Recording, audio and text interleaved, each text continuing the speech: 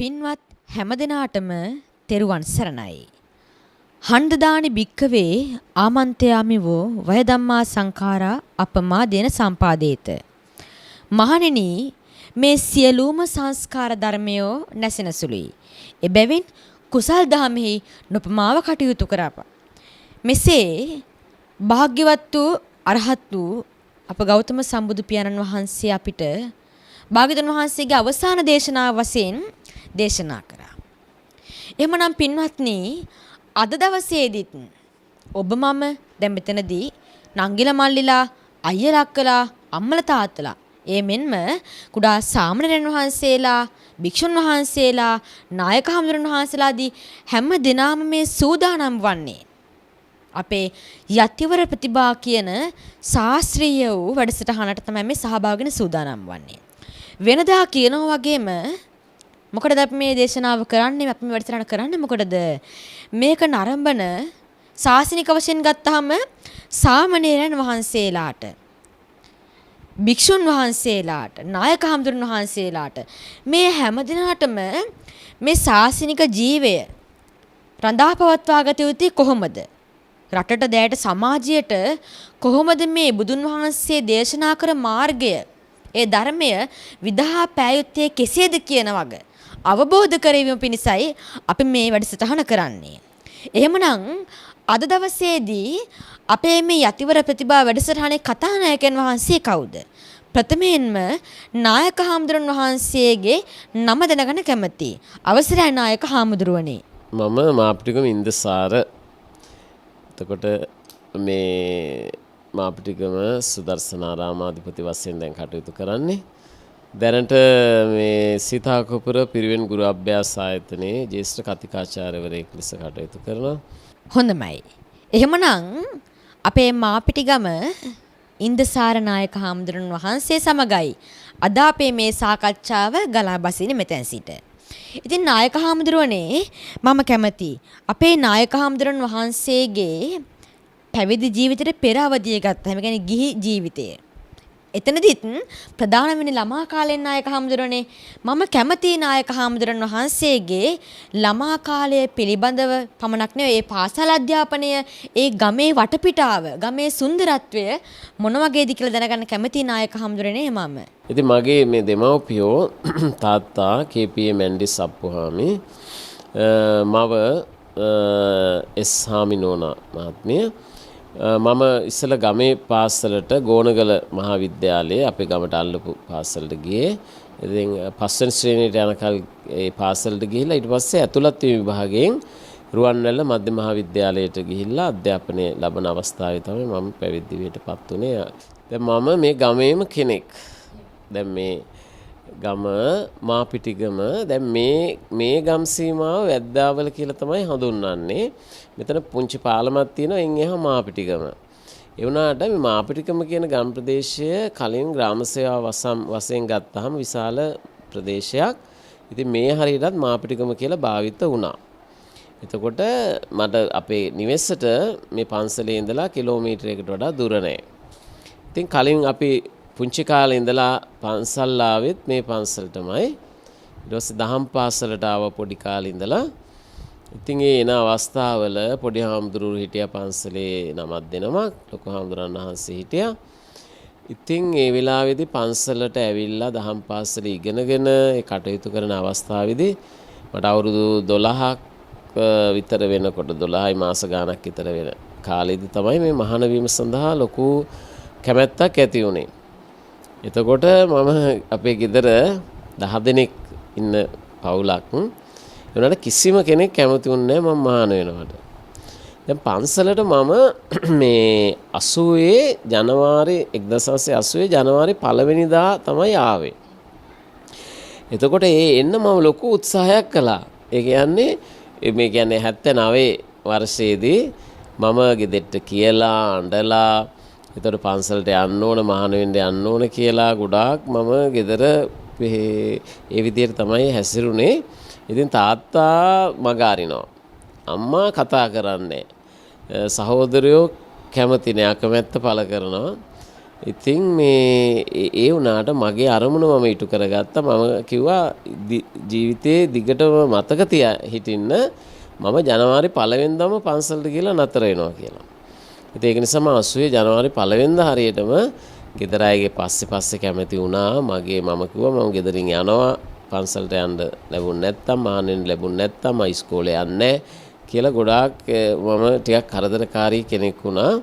ඉතින් ඒක නිසා අනිත් අය අකමැත්තෙන් වුණත් මගේ අදහසට ඉඩ දුන්නා. ඉතින් මම ජනවාරි 1 වෙනිදා පන්සලට ඇවිල්ලා 80 මාර්තු 1980 මාර්තු 26 වෙනිදා පැවිදි දිවියටපත් වුණා. අපි හිටියා අපේ ලොකු හාමුදුරන්ගේත් ලොකු හාමුදුරන් වහන්සේ වහරක පඤ්ඤානන්ද ලොකු හාමුදුරුවෝ උන්වහන්සේගේ 83 වෙනි ඒක හරියටම මට මතක නැහැ. මේ උන්වහන්සේ අවුරුදු 84ක් විතර වැඩ හිටියා. ඉතින් ඒ ආසන්නම උන්වහන්සේ අපවත් වෙන ආසන්න වර්ෂයක උන්වහන්සේගේ උපන්දිනය තිබුණේ මාර්තු 26 වෙනිදා. ඉතින් එදාට මෙහි දානමය පින්කමක් තියෙනවා හැම අවුරුද්දකම තිබුණා ලොකු හාමුදුරුවෝ වෙනුවෙන්. ඉතින් උන්වහන්සේගේ ජන්මදිනය සමරන ඒ පින්කමටම මම පැවිදි කිරීමට අපේ ලොකු හාමුදුරුවෝ තීරණය කරා. අපේ ලොකු හාමුදුරුවන්ගේත් ලොකු හාමුදුරුවන්ගේ තමයි ජන්මදිනය තිබුණේ. ඉතින් අපේ අවට පන්සල් වලත් හාමුදුරන් වහන්සේලාගේ සහභාගීත්වයෙන් මේ පැවිදි වීමටපත් වීම ප්‍රෞජ්‍යාදිවියට ඇතුළත් වීම සිදු වුණේ. හොඳයි. එහෙමනම් නායක හාමුදුරුවන්ගේ දැන් පාසල් අධ්‍යාපනය ගැන අපිට තොරතුරු එනකොට දැන් ජීවිතයේ ස්වර්ණමය යුගයට තමයි දැන් මේ එළඹෙන්න හදන්නේ. ඒ කියන්නේ කොහොමද මේ කහසිවුරේ පාස ලබන්න අපේ ඉන්දසාර නායක හාමුදුරන් වහන්සේගේ මේ ළමා ලපටි සිත පෙළඹුණේ කොහොමද කියලාත් මම දැනගන්න කැමතියි නායක හාමුදුරුවනේ. අවසරයි. ඇත්තටම අපි අර පුංචි කාලේ පන්සලට ආවා ගියා, දහම් පාසලට ආවා. ඉතින් ඒ කාලේ පොඩි හාමුදුරුවොත් 9 දෙනෙක් හිටියා. ඉතින් ඒක නිසා ගොඩාක් ඉතින් අපි පන්සලට අනිත් අවස්ථාවලත් එනවා දහම් පාසල ඇරුණාම. ඉතින් ඒක නිසා මේ ලොකු කැමැත්තක් ආකර්ෂණයක් ඇති වුණා මේ පන්සල ගැන, පැවිදි ජීවිතය ගැන. ඒක නිසා මට බලවත් අවශ්‍යතාවයක් තිබුණා, ආසාවක් තිබුණා පැවිදි වෙන්න. ඉතින් ගෙදරටත් මම කරදර කරලා තමයි මම මේ පන්සලට ඇවිල්ලා මගේම කැමැත්තෙන් මේ එහෙම නැත්තම් මම ගෙදර යනවා කියන අදහස ගෙදරට දාලා තමයි ගෙදර අය බලෙන් කැමති කරගෙන තමයි මම පැවිදි වියට ඇතුළත් වීම සඳහා පන්සලට පැමිණෙන්නේ. හොඳයි. ඔන්න ඔය විදිහට ඒ පුංචි කුල පුත්‍රයාගේ සිත මේ චීවරයට කැමැත්ත ඇති වෙලා ස්වකීය කැමැත්තෙන්ම අපි ඇත්තටම යසකුල පුත්‍රයාගේ තැනට යනවනේද මේ කතාව අහනකොට. ඒ කියන්නේ තමන් අම්මා තාත්තා කැමැත්ත නැහැ. නමුත් කොහොම හරි අවශ්‍ය වෙනවා මහාන වෙන්න. පැවිද්දට තමන්ගේ සිත යොමු වෙනවා. එතකොට කොහොම හරි මේ තමන්ගේ සිතේන කැමැත්ත නිසාම පන්සලට මේ කුල පුත්‍රයා තමන්ම ඇවිල්ලා උතුම් පුරුජත්වයටපත් වුණා. හොඳයි. දැන් හුණ සාමණේරයන් වහන්සේ. එතකොට අපේ නායක හාමුදුරුවෝ සාමණේර අවදියේදී ඔබ වහන්සේගේ මූලික පිරිවෙන් අධ්‍යාපනය සහ උසස් අධ්‍යාපනය මොන ආකාරයටද ඔබ වහන්සේ ඒ තත්වයන් ප්‍රගුණ කරේ කොහොමද කියලාත් මම දැනගන්න කැමතියි නායක හාමුදුරන් වහන්සේගෙන්. මම පැවිදි දිවියට පත් වෙනකොට මගේ උපාධ්‍යයන් වහන්සේ තමයි අවිස්සාවේල්ල ශ්‍රී සුධර්මාරාම පරිවෙනස්ථානයේ හිටපු නායක හාමුදුරන් වහන්සේ. ඒක නිසා මම පැවිදි වීමෙන් පසුව මේ අධ්‍යාපනයේ මූලික අධ්‍යාපනය සඳහා ගියේ අවිස්සාවේල සුධර්මාරාම පිරිවෙනට. ඒතකොට මහා පිරිවෙනක් ඒක පසුව විද්‍යායතන පිරිවෙනක් බවට පත් වුණා. මම එහිදී මූලික අධ්‍යාපනයයි උසස් පෙළ දක්වා අධ්‍යාපනය ලැබුවා. ඊට පස්සේ උසස් පෙළ සමත් වෙලා ජයවර්ධනපුර විශ්වවිද්‍යාලයට, කියන්නේ විද්‍යෝදය විශ්වවිද්‍යාලය ලෙස හඳුන්වන ශ්‍රී ජයවර්ධනපුර විශ්වවිද්‍යාලයට ගිහිල්ලා මගේ පළවෙනි උපාධිය ලබා ගත්තේ මම. ඉතින් 1987 වර්ෂයේදී විභාගය සමත් වෙලා තමයි ඒ කාලේ ටිකක් රටේ කලබලකාරී තත්ත්වයක් තිබුණා. ඉතින් විශ්වවිද්‍යාලයට අපි ඇතුළත් වෙනකොට ටිකක් ප්‍රමාද වුණා. නමුත් මම 93 වර්ෂයේ උපාධිය සම්පූර්ණ කරලා මට උපාධිය ලැබුණේ මේ 94 වර්ෂයේදී ප්‍රථම උපාධිය ලබා ගන්න අවස්ථාව ලැබුණා මට. දැන් එතකොට උපාධිධාරී හාමුදුරුවෝ නමක්. එහෙමනම් අපේ මේ ඉන්දසාර හාමුදුරන් වහන්සේගේ දැන් භික්ෂු ජීවිතයේ වටිනාම තත්වය තමයි අපි කියන උපසම්පදාව කියලා කෝටියක් සංවර සීලයේ පිහිටීම. එහෙමනම් නායක හාමුදුරනේ මම ඊළඟට කැමති දැනගන්න දැන් අපේ නායක හාමුදුරන්ගේ උපසම්පදාව කොහොමද සිද්ධ වුනේ? කොහෙද සිද්ධ වුනේ? එතනදී නායක හාමුදුරන් වහන්සේලා වෙනස් වුණාද? අන්න මෙන්න මේ කියන තොරතුරු ගැනත් මම කැමති අපේ මේ යතිවර ප්‍රතිභා සාකච්ඡාව තුළින් දැනගන්න නායක හාමුදුරුවනේ. මගේ උපසම්පදාව සිදු කරන්න නියමිත වයස එනකොට දැන් අවුරුදු 20 දී අපේ සම්ප්‍රදායනුකූල උපසම්පදාව සිද්ධ වෙන්නේ වික්ෂුන් වහන්සේලාගේ 20න් පස්සේ. ඉතින් මම මේ වෙලාව විශ්වවිද්‍යාලයේ අධ්‍යාපනය ලැබමින් සිටියේ. ඒක නිසා මම වර්ෂයක් දෙකක් මේ උපසම්පදාව කල් දැමීම සඳහා ලොකු හාමුදුරන්ට යෝජනාවක් කළා. ඉතින් මම අවුරුදු 22 දී පමණ තමයි උපසම්පදා වුණේ. 1989 වර්ෂයේදී මහනුවර මල්වතු විහාර පාර්ශ්වයේ මංගල උපෝසථාගාරයේදී 1989 ජූලි මාසයේදී මම උපසම්පදාවට පත් වුණේ. ඉතින් ඒ වර්ෂයේ තමයි උපසම්පදා. ඔව්. ඒ කාලේ අපේ නායක හාමුදුරුවෝ ලොකු හාමුදුරුවෝ හිටියා. ලොකු හාමුදුරුවෝ කියන්නේ අපේ යෝගම සද්ධානන්ද ලොකු හාමුදුරන් වහන්සේ. ඉතින් උන්වහන්සේගේ ආචාරත්වයෙන් තමයි මම පැවිදිවටපත් උනේ. උපසම්පදාවෙත් මගේ ආචාර්යයන් වහන්සේ උනේ අපේ යෝගම සද්ධානන්ද ලොකු හාමුදුරන් වහන්සේමයි. තවත් ලොකු හාමුදුරන් වහන්සේගේ සහෝදර හාමුදුරන් වහන්සේ නමක් හිටියා. උන්වහන්සේගේ නාමයත් මේ උපසම්පදාවට ඇතුළත් වෙලා තියෙනවා. හොඳයි. දැන් එහෙමනම් ඔන්න උපසම්පදාත් වුණා. කෝටියක් සංවර සීලය දැන් පිහිටියා. එහෙමනම් ඒ විදිහට දැන් නායක හාමුදුරන් වහන්සේගේ මේ භික්ෂු ජීවිතය තුළ සඳහන් කරලා ජයවර්ධන විශ්වවිද්‍යාලයෙන් තමයි සිය ප්‍රථම උපාධිය ලබා ගත්තා. ඒතර ඒ වගේ සැමටම ආදර්ශමත් වෙමින් අධ්‍යාපනයේද වටිනාකම් මනාව අවබෝධ කරගෙන අපේ මාපිටිගම ඉන්දසාර නායක හාමුදුරන් වහන්සේ මේ විදිහට ශාසනික ජීවිතය පවත්වාගෙන යනවා. මම කැමති නායක හාමුදුරනේ ඔබ වහන්සේගේ මේ වත්මන් වර්තමාන සේවාව පිළිබඳවත් මේ නරඹන ශ්‍රවණය කරන පාඨක පින්නත් හැමදිනා වෙනුවෙන්ම ඔබ වහන්සේ දේශනා කරනවා නම් මම කැමති නායක හාමුදුරුවනේ අවසරයි. මගේ දැන් පළවෙනි උපාධියෙන් පස්සේ මම ආයි කොළඹ විශ්වවිද්‍යාලයේ උපාධියක් කළා. ඒ කියන්නේ ඩිප්ලෝමාව අධ්‍යාපන පශ්චාත් උපාධි අධ්‍යාපන ඩිප්ලෝමාව 2001 වර්ෂයේ. ඊට පස්සේ මම නැවත කැලණි විශ්වවිද්‍යාලයට ගිහිල්ලා පශ්චාත් උපාධිය ශාස්ත්‍රපති උපාධිය සඳහා මේ ඉගෙන ගත්තා ලියාපදිංචි වෙලා. ඉතින් ඒ අවස්ථාවේදී මට ජපානයට යන්න අවස්ථාවක් ලැබුණා.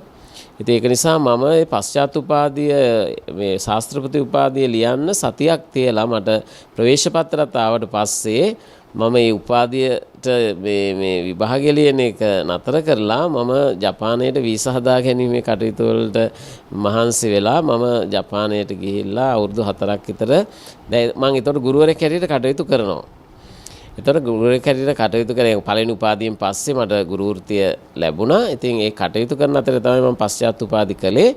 නමුත් දැන් මට මේ අවස්ථාවේදී 2005 වර්ෂයේදී 2005 වර්ෂයේදී තමයි ජපානය යන්න අවස්ථාවක් ලැබුණේ. ඒ අවස්ථාවේදී මගේ පශ්චාත් උපාධියත් මම පස්සේ කළා. මම විදේශ ජපානයට යාම සඳහා කටයුතු කළා. ඊට පස්සේ මම කැලණි විශ්වවිද්‍යාලයේ මෑත කාලයේදී දර්ශනපති උපාධිය සමත් වෙලා දැන් මම දැන් ඒ උපාධි කීපයක් මේ ලබාගෙන දැන් කටයුතු කරන්නේ. කලින් මම අවිස්සාවේල සුධර්මාරාම පරිවිනස්ථානයේ ආචාර්යවරයෙකු වශයෙන් කටයුතු කළා 1995 ඉඳලා. එතකොට මගේ පළවෙනි පත්වීම 1995 දී. ඊට පස්සේ මම එහි නියෝජ්‍ය පරිවිනාධිපති හැටියට කටයුතු කළා. ඊට පස්සේ පරිවිනාධිපති වශයෙන් කටයුතු කළා අවුරුදු 1කමාරක් විතර. ඊට පස්සේ 2015 වර්ෂයේදී මම සීතාවකපුර පිරිවෙන් ගුරු අභ්‍යාස ආයතනයේ කතිකාචාර්යවරයෙක් වශයෙන් ඒ ආයතනයට බැඳිලා කටයුතු කළා. දැන් ඒ ආයතනයේම කටයුතු කරනවා ඉගැන්වීමේ කටයුතු. එතකොට ලංකාවේ පිරිවෙන් වල භික්ෂුන් වහන්සේලා ගුරුවරු උගන්වන මේ පරිවිනාචාර්යයන් වහන්සේලා පුහුණු කරන ආයතනයක්. ඉතින් ඒකේ මම දැනට ජ්‍යෙෂ්ඨ කතිකාචාර්යවරයෙක් වශයෙන් කටයුතු කරමින් ඉන්නවා. එහෙමනම් දැන් අපේ මාපිටිගම ඉන්දසාර නායක හාමුදුරන් වහන්සේ විසින් තමන්ගේ ජීවිතයේ මේ භික්ෂු ජීවිතයේ පවා මෙතෙක් ආ ගමන තුල නොඑක් විභාගයන්ද සමත් වී තිබෙනවා. එපමණක් නෙවෙයි මේ ශාසනය බබලවන්න සිය ස්වකීය දායකත්වය නොපිරිහෙලා ඉටු කරපු නායක හාමුදුරන් වහන්සේ නමක්. ඒතර එහෙමනම් නායක හාමුදුරනේ ඔබ වහන්සේ ඒ කාලේ ඉගෙනගත්ත අධ්‍යාපන රටාවත් එක්ක වර්තමානයේ ඔබ වහන්සේ දකින මේ වික්ෂණසේ අධ්‍යාපන රටාව මේ දෙක සංසන්දනය කරලා බලනකොට නායක හාමුදුරුවෝ වර්තමානයේ වැඩ කරන අපේ භික්ෂුන් වහන්සේලා වෙනුවෙන් වත්මන් භික්ෂු පරපුර වෙනුවෙන් ලබා දෙන ආදර්ශයත් මම කැමති නායක හාමුදුරනේ අපේ යතිවර ප්‍රතිභා වැඩසටහන තුලින් ලෝකයාට දැනුම් දෙන්න. අවසරයි නායක හාමුදුරනේ. ඉතින් අපේ කුඩා කාලේ ඉගෙන ගත දේ ඇත්ත වශයෙන්ම දැන් මට තව විශ්‍රාම යන්න තියෙන්නේ වර්ෂයක්කුත් තව මාස කිහිපයයි. මගේ උපන්දිනය 1966 දැන් මම 66 දෙසැම්බර් 8 වෙනිදා දැන්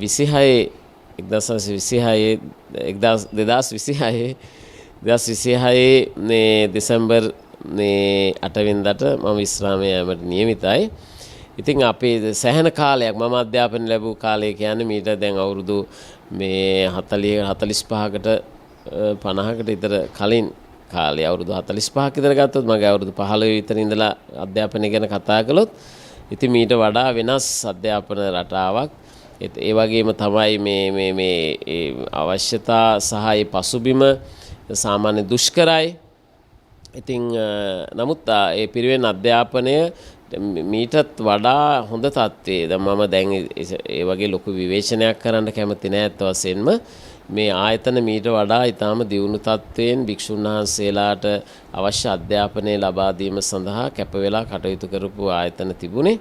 ඉතින් දැන් මේ වෙනකොට ටිකක් ඒවැ පොඩි අඩුපාඩු තියෙනවා වගේ පේනවා.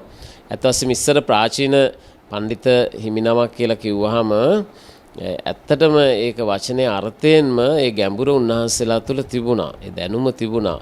ඒ ප්‍රවීණත්වයේ පරිණත භාවයේ තිබුණා. ඉතින් දැන් අපිට ප්‍රශ්නයක් තියෙනවා. දැන් මේ විභාගෙ ලිවීම සඳහා විතරක් පොඩ්ඩක් යම් දේවල් පාඩම් කරගෙන ඊටාම සරල විභාග ක්‍රමයක් තියෙනවා වගේ අපිට පේනවා. ඉතින් පරිණත ව්‍යක්ත ප්‍රතිබල සම්පන්න භික්ෂුන් වහන්සේලා ඒ අධ්‍යාපනය තුළින් එළියට එන බවක්, එයින් බිහි වෙන බවක් අපිට දැක ගන්න ලැබෙන්නේ නැහැ. ඉතින් ඒක නිසා දැන් ඔය පොඩි හාමුදුරුවෝ ඊළඟ පරම්පරාවවත් මේ වගේ ඉගෙනගෙන මේ අපේ ශාසනික තත්ත්වය වැඩි දියුණු කරනවා වගේම අධ්‍යාපනය ආදී ඒ වෙනස් විය යුතු දේවල් දියුණු කරන්නත් කටයුතු කරන්න අවශ්‍ය කාලය ඇති වෙලා තියෙනවා, එළඹිලා තියෙනවා කියලා සඳහන් කරන්න ඕනේ. ඉතින් අපේ ලොකු විවේචනයක් නෙමෙයි අත් වශයෙන්ම ඒ වුණාට ඒ වගේ පිරිවෙන් අධ්‍යාපනය ගැන කියනකොට සෑහෙන පසුබෑමකුත් තියෙනවා කියලා සඳහන් කරන්න ඕනේ මේ වෙලාව. එහෙමනම් ප්‍රථමයෙන්ම නායක හම්දුරන් වහන්සේට ගෞරවපූර්ව ස්තුතිය මම පුද කරනවා අපේ අතිපර ප්‍රතිභා වැඩසටහනට සහභාගී වීම පිළිබඳව. එමෙන්ම නායක හම්දුරන් වහන්සේ ලබා දුන්නා වූ ඒ ආදර්ශයන් හිස් මුදුනින් පිළිගන්න බවද ඔබ වහන්සේට මම මතක් කරනවා. එහෙමනම් ඉතින් අද දවසේදී අපි අපේ අතිවර ප්‍රතිභා මෙම ප්‍රතිභා පූර්ණ වූ ශාසනික වූ ශාස්ත්‍රීය වූ තෙර නමකගේ කතා නායකයන් වහන්සේ නමකගේ ජීවිතයක තොරතුරු මේ ලෙස උපන්දා සිට මේ මොහොත දක්වා මේ භික්ෂු ජීවිතයේ මේ අවධිය දක්වා තොරතුරු සවිස්තරාත්මකව අහන ඕනෑම කෙනෙකුට පැහැදිලි වන ලෙස සාකච්ඡා කරා. ඉතින් එහෙමනම් අද දවසේ වැඩම කරේ මාපිටිගම ඉන්දසාර නායක හම්දුරන් වහන්සේ. එවනම් අපි ප්‍රාර්ථනා කරමු අපේ නායක හම්දුරන් වහන්සේ මේ කරන ශාසනික ආගමික සියලුම කටයුතු සිතන පතන පරිදිම සරල ප්‍රකාරයෙන් සාර්ථක කරගන්න මේ රැස් කරපින හේතු වේවා කියලා අපි හැමදෙනාම එක සිතින් ප්‍රාර්ථනා කරමින් සාදු කියමු. හොඳයි. එහෙමනම් පින්වත්නි අද දවසේදී අපි කෑගල දිස්ත්‍රික්කයේ රුවන්වැල්ල ශාසනාරක්ෂක බල ප්‍රදේශයේ මාපිටිගම ශ්‍රී සුදර්ශනාරාම විහාරස්ථානයේ සිට විහාරස්ථානයේ ගරු නායක හම්දුරන් වහන්සේ නම කෙනට අවසරයි මාපිටිගම ඉන්දසාර නායක හම්දුරන් වහන්සේ මූලික කරගෙන අපේ නායක හම්දුරන් වහන්සේගේ වැඩම වීමෙන් අපි අපේ අතිවර ප්‍රතිභා නැමැති ප්‍රතිභාපූර්ණ වූ ශාස්ත්‍රීය වූ ශාසනික වූ ධර්ම කතිකාවතයි මේ සිද්ධ කරේ. ඉතින් එහෙමනම් අපි ප්‍රාර්ථනා කරමු අපේ නායක හඳුරන වහන්සේට නිදුක් නිරෝගී දීර්ඝ සම්පන්නියත් වේවා. මේ කරන කියන ශාසනික ආගමික කටයුතු සිතන පතන පරිදිම සරල ප්‍රකාරයෙන් සාර්ථක කරගන්න මේ රැස් කරපින හේතු වේවා කියා ප්‍රාර්ථනා කරමින් පින්නත් හැමදෙනාම සාදු කියමු. හොඳයි. නැවතත් මතක් කරනවා අපි මේ සාකච්ඡාව මොකටද කරන්නේ? කරන්නේ මතු ශාසනයේ දියුණුව උදෙසා, ආරක්ෂාව චිරපැවැත්ම උදෙසා. මේක නරඹන ශාසනික සාමණේරයන් වහන්සේලා, භික්ෂුන් වහන්සේලා, නායක හඳුරන වහන්සේද සාමණේරයන් වහන්සේලා ගත්තම මේ අනාගත ශාස්ත්‍රය බාර ගන්න ඉන්නවා. එතකොට අපේ නායක හඳුරන වහන්සේලාගේ ජීවන පැවැත්ම ගැන උන්වහන්සේලාට අහලා දැනගෙන කොහොමද මේ කාලය ගත වුනේ? අපි කොහොමද එහෙනම් හැඩ ගහෙන්න ඕනේ? මෙන්න මේ කියනව කරුණු අවබෝධය කරවීම පිණිස අපේ මේ යතිවර ප්‍රතිභා වැඩසටහන සිදු කරේ. එහෙමනම් තවත් දවසක මෙවැනි අර්ථවත් වූ කතිකාවතකින් අපි නැවතත් මෙවැනිම වූ වටින විහාරස්ථානයක නැවතත් වටිනා වූ කතානායකයන් වහන්සේ නමක් සමගින් හමු වේ බලාපොරොත්තුෙන් සමුගන්නවා. එහෙමනම් පින්නත් හැමදිනාටම සම්මා සම්බුදු සරණයි.